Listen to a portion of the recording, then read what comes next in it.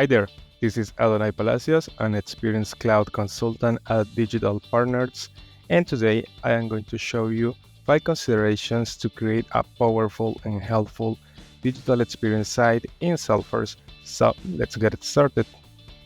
First, what kind of community will be created? Depending on the group of users who will have access to the community and the kind of work that they are going to do, it is important to define the kind of community that will be created. The main communities on Salesforce are customer community, employee community, and partner community. Customer community.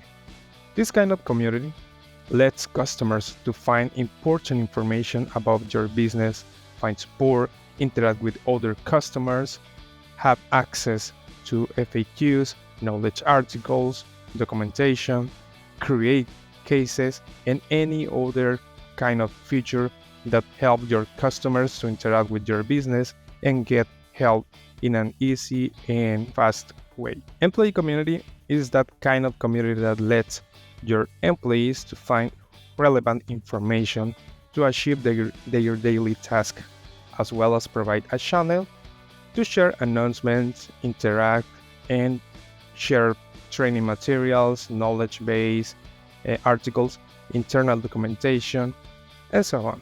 Partner community. This one is one of the most important kind of communities in Salesforce. This one is a channel for B2B that allows partners to collaborate and have real-time access to Salesforce data. In this kind of community, partners can also find information and knowledge articles, interact with other employees, other partners, and have everything that they need to interact and help you with your business. By knowing which kind of users you will have and the features that you are going to enable, you will be able to select the correct core template to create your experience site. So keep that in mind. Second, which theme will be used?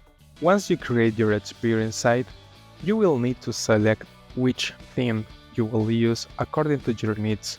To do that, you need to go to the builder. Once in the builder, you will notice that there is already a theme active, but you can change that depending on your needs just by going to theme and then to change theme. Once there, you will find some out-of-the-box themes available. There are themes focused on content. There are themes focused on branding, like this one. And there are themes focused on search, like this one.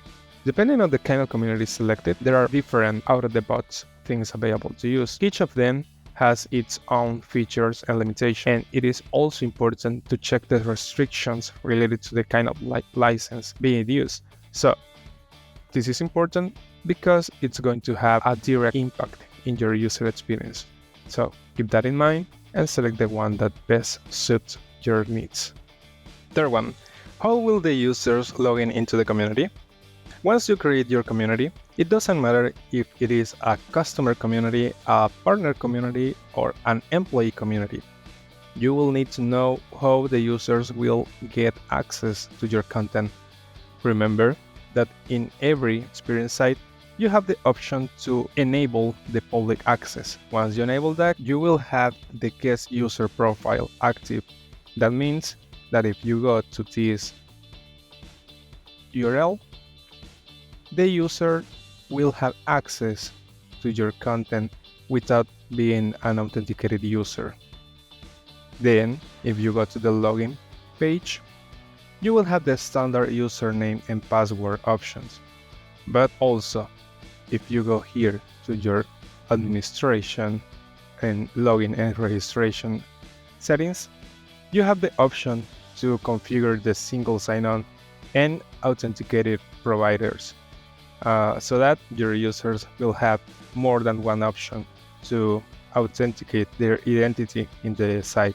So take that in mind because it is important to ensure the security of your site. So fourth, will it use a custom domain? Once you create your experience site and you publish it, you will have this default URL here. This one is coming from the My Domain configuration, but you can change that one. If you go to domains, you add a new domain, then verify and activate that domain, you can configure that one to then redirect the users to your new experience site. It is important to remember that if you have an external DNS server, you could use some help of your IT support to add the DNS records to the DNS server and then verify the domain here in Salesforce. This is an optional change that you can do, but it's important in order to increase your security, enhance the user experience, and also brand your site.